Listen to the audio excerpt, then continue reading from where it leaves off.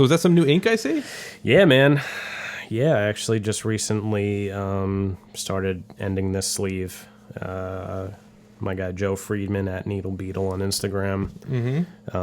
All of it is based on iconography of the Greek god Apollo. So, who is the god of healing and music, among other things. So I thought it was very appropriate. For sure. So the raven is a symbol of his. This is like his actual like symbol. It's called the Delphian Epsilon.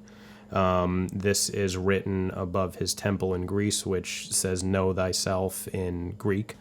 And one of the stories they tell of him is killing a python on Mount Olympus with some bows and arrows. So that's wrapping it all together. Still gotta get this whole portion finished up. But yeah, with the snake on the on the wrap and everything. Yep. Very well done. The line works very nice. Yeah, the guy Joe is a superstar. I remember Joe. He's amazing. Yeah, he's really amazing. Good. Yeah, he's good friends with John.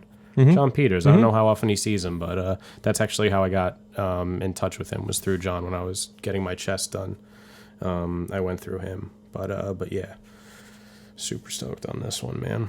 I'm just tatted the fuck up. I hear you. I know. This arm feels naked. Are you ever doing the other one? I can afford it. Yeah. That's basically my what arms it are came down to. Skinny now too, so it's weird. Yeah. Like I'm not like from when you first. I don't have that big Joe anymore. That's all right. That's okay. Because I'm not carrying around the friggin' 30-pound guitar around my neck. Yeah, you know what I mean? For goddamn sure. That's so funny. I was telling Dana because she's post baby. She's been trying to get back into shape and stuff like that. And I showed her a picture of like me from some show, and like my neck was just like out to here. Like, I was just like, and my arms were big. I was like, it's fucking big. Yeah, man. It's 225 pounds. Yeah, those days. You know dude, what I mean? carrying amps and carrying and that heads and and, everything. You know, yeah, shit. that'll do that. You know, that'll do that. And it was always me. It was always, yeah. Not like Deuce carried anything. Vocalist never does. It's the beauty of it. He's gonna hear this. He's gonna the be beauty like, of it. Son of a bitch. You know, man. I love it. I love it. I carried so much shit. Yeah. You carried lights, buddy. If anybody didn't carry stuff, it's probably John. John. I'll call his ass out on it right now. Yeah. You didn't carry shit, bro.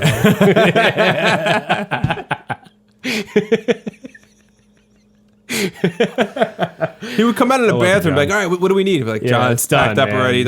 It's fine. It's done, bro. Where were you? Hashtag where's John? Yeah. I was in the bathroom. Yeah. Oh my God. I used to have a video on my phone of me and it was actually Anthony when we had a Nerf gun. Remember? When you shot him on the toilet? Oh, we shot him on the toilet. That's definitely not YouTube appropriate. I don't even know where it is though. I don't think it's on my phone anymore. I wish I still had it. No, is that in the cloud somewhere? We got him good.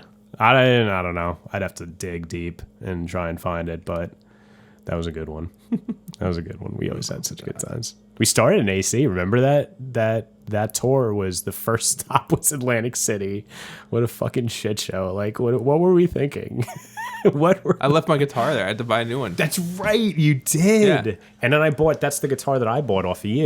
Yeah, that white one. Yep. Yeah. You still have that? I still have it. Yes, That's I do. awesome. Yes, That's I great. do. It's a good guitar. I got to restring it, but yeah, no, it's a great guitar. So that story went. I left my guitar at the venue, so we went. So I was like, "Fuck, I need money to buy a new guitar," because I thought I left it at the venue before, I think, or something. It was something. Yeah. Okay. I hit the table, so I won like $700 playing roulette with the Guitar Center and bought a new guitar. Because why the fuck not? What else are you supposed to do in Atlantic City? Yeah. That was a fun trip too, because that was when, like, you know, I used to go to Atlantic City all the time. Yeah. But like the Trace Your Steps guys had never been to Atlantic City. Imagine that though. Imagine being his perspective, right? You're 18. It's like your 18th birthday, and you're on tour with a group of guys that are older than you that are crazy. Yeah. Nuts. You know? Straight up. Yeah. That's a good time. Hell yeah. That's a good time. Hell yeah. So, are you getting prepared for the wedding? Oh yeah. Oh yeah. Yeah. Let's talk about the wedding. Yeah, we already have the venue. We have Where's the DJ, venue? Giorgio's Baiting Hollow. Baiting Hollow. Yep. Nice place. Very nice place. We're excited about it. It's gorgeous. And we actually weren't even going to go visit it because it's so far out, and most of us are from Nassau. But someone had gone to a wedding there, and they're like, "It's really nice. We had a really good time. You should check it out." So we're like, "All right, whatever. Like, we'll add it to the list." And we wound up going there. We're like, "I don't I don't want to go anywhere else anymore. Like this is it. We just kind of knew off the bat. So we're going there. We have our photographer. We have our DJ. We just did our limos. We have to do, it's now we're like putting the smaller stuff together. She just got her dress recently. That's exciting. Yeah. She was happy about it, I believe. I hope so. It's hard for her to like come to a decision. She's like hesitant to like, just say pull yes. the trigger on something. Yeah. So she had a lot of like her family, my family there, and I think she was happy with the end result. But she had gone to a bunch of places before that, and like little pieces of different dresses, and I think she was getting a little like worried that she wouldn't actually find a dress that she loved, but she did. So I think she's happy with it, and we'll get the. We actually just did our engagement shoot. So save the dates will be coming out soon enough. Very cool. So yeah, man, we're excited. We're excited. We're putting some cool stuff together. It's been a good process. Like a lot of people like, a lot of people like complain about it, but I'm like, no, you're planning a party. Awesome. Yeah, it's great. It's great. We're inviting a lot of people. I think we're at 300 right now for invitations. 300. And we can't cut it down. 300? Yeah, I thought I had a lot of people. Yeah. I think I had 240. Invites? There. 240 there. See, how many did you invite though? 240. You had everybody came? Literally everybody. That's awesome. Like I want to say maybe we sent 250. Mm-hmm. And maybe 10 like people couldn't make it but for the most part everybody came. That's pretty cool. Yeah, we we planned certainly financially for what we had to invite because we have two big Italian families, and it's like even talking to my parents, like you have to invite certain people, and everything, and even like cousins we haven't seen in a while, like certainly invite them because I either went to theirs or it's family, so it's a big celebration. Yeah, for sure, and you want people there. You want people there. Also invite people that are gonna Yeah, let's hope so. It is what it is, though. Like we were making our list when it was coming down to like a set of people. I'm like, well, who's going to give us more money? Yeah, I mean, look, at that point, you hope, but we'll see. Yeah, man, it's been good though.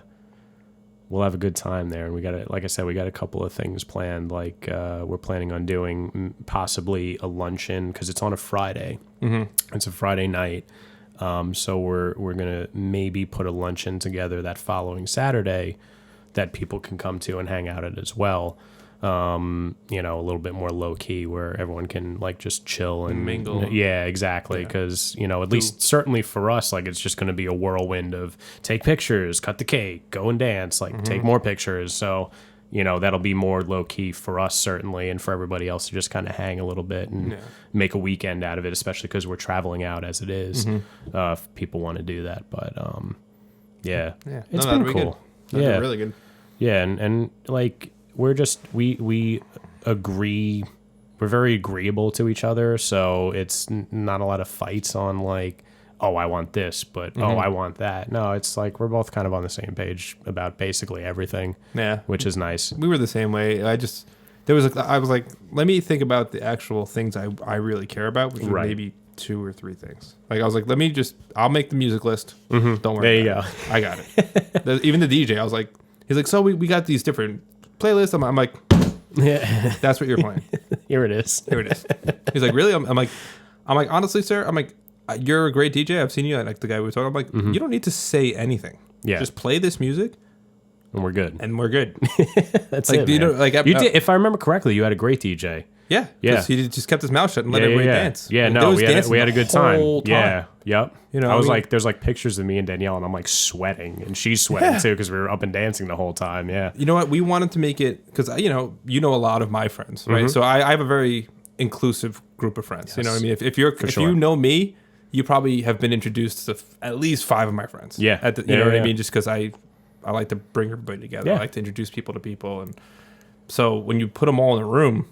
And everyone kind of knows or is acquainted with everyone at some point or another. You know what I mean?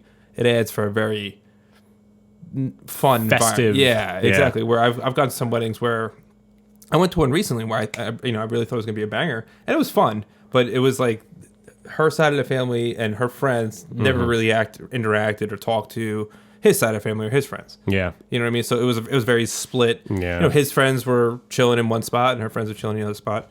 Where That's I feel not like, fun. yeah, I feel like at my wedding, you know, you couldn't take 3 steps without running into somebody you knew or recognized at least. For sure. You know, yeah. for the most part. And just like you said, even if you don't necessarily know anybody there, people are friendly enough that they'll start talking to you, and you meet them on the dance floor, you have a drink with them or whatever, and you know, it becomes a good time. So yeah, and then we set up ours.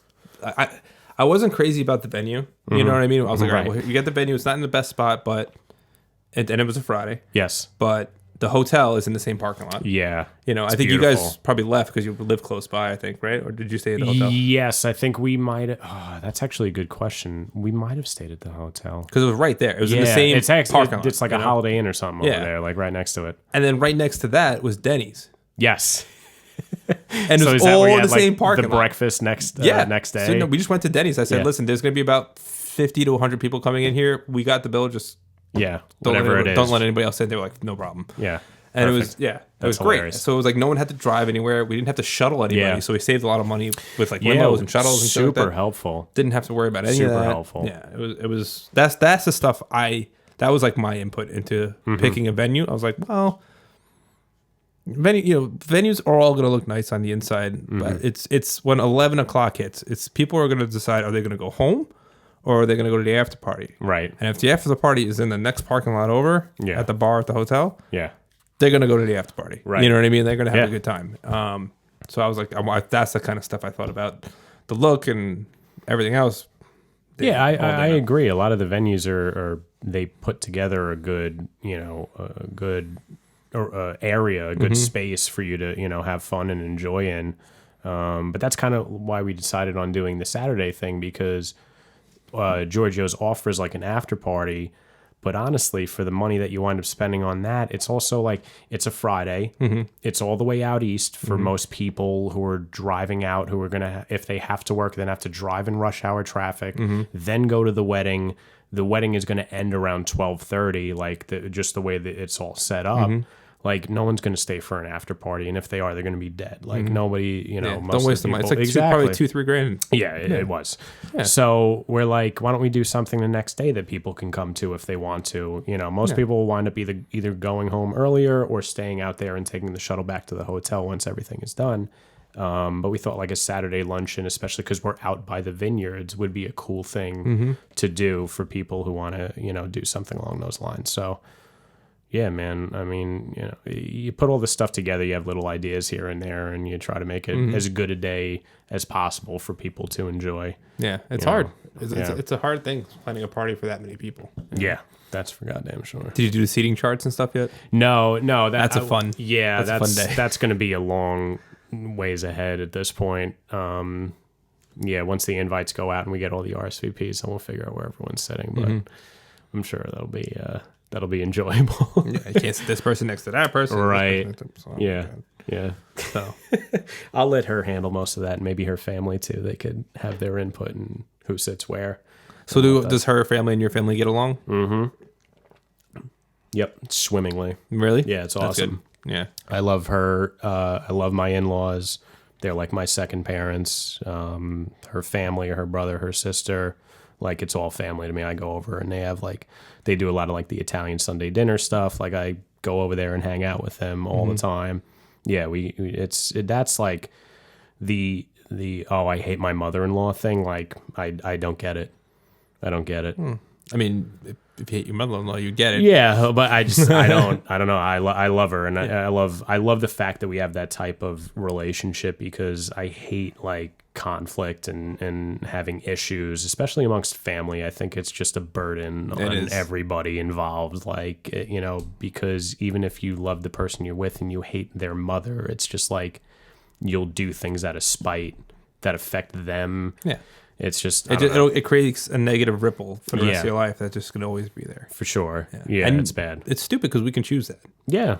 Sure. Yeah, you might really like this girl, but if you don't like her family, it's tough. It's hard. It's really hard. It's tough. Yeah. No, I lucked out.